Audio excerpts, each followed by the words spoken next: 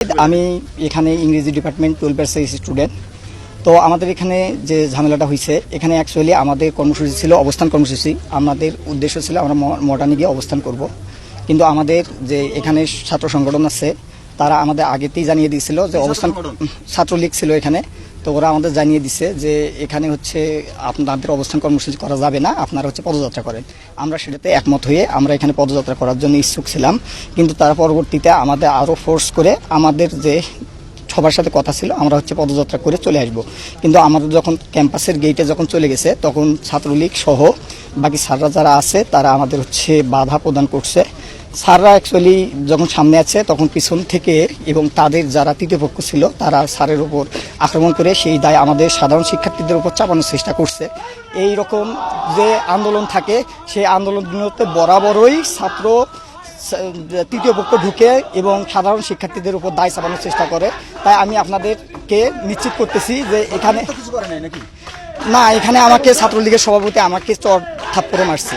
এখানে উনি আমাকে নিজে স্টিল আমাকে থাপ্পড় মারছে। এখানে কথা হচ্ছিল আমাদের এখানে আমরা গত 9 দিন ধরে এখানে আমরা অনুষ্ঠান করতে সমাবেশ করতেছি। এখানে কোনো প্রকার আমাদের সাধারণ শিক্ষার্থী বিশৃঙ্খলা করে নাই, কিন্তু ওনারা আসার কারণে এই বিশৃঙ্খলা হয়েছে। এই দায়ভার সাধারণ শিক্ষার্থীদের না।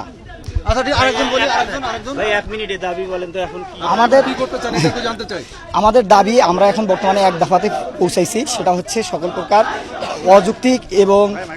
অযৌক্তিক কোটাগুলো, বৈষম্যমূলক কোটাগুলোকে দূর করে প্রথম থেকে চতুর্থ শ্রেণী পর্যন্ত যথাযথ কোটা সংস্কার করা। আর এখানে আমাদের হচ্ছে বিচার বিভাগের সাথে আমাদের কোনো সম্পর্ক নাই, আমাদের সম্পর্ক হচ্ছে নির্বাহী বিভাগের কাছে।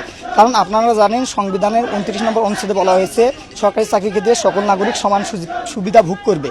কিন্তু এখানে আরও আছে যারা অনগ্রসর জনগোষ্ঠী আছে, তাদের জন্য একটা নির্দিষ্ট কোটা ব্যবস্থা থাকবে। এটা কোটা ব্যবস্থা কিছু সংখ্যক অনগ্রসর জনগোষ্ঠীর জন্য এটা সাংবিধানিক অধিকার, কিন্তু 18 পরিবর্তে যেটা করা হয়েছিল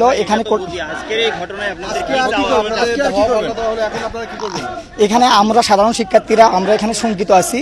তো আমরা চাচ্ছি, সাধারণ শিক্ষার্থীরা চাচ্ছি যাতে আমাদের এই ব্যাপারে আমাদের পরবর্তীতে কোনো সমস্যা না হয়। কারণ এখানে যে সমস্যাটি হয়েছিল সেই সমস্যাটি আমরা সাধারণ শিক্ষার্থী দায়ী না। এখানে তৃতীয় পক্ষ ঢোকার কারণে, তারা বাধা দেওয়ার কারণে এই পরিস্থিতি হয়েছিল। সুতরাং আমরা আশঙ্কা প্রকাশ করতেছি। সুতরাং আমাদের আশঙ্কায় সারা বাংলাদেশের শিক্ষার্থীরা একমত প্রকাশ করবে বলে আমি আশা পোষণ করতেছি।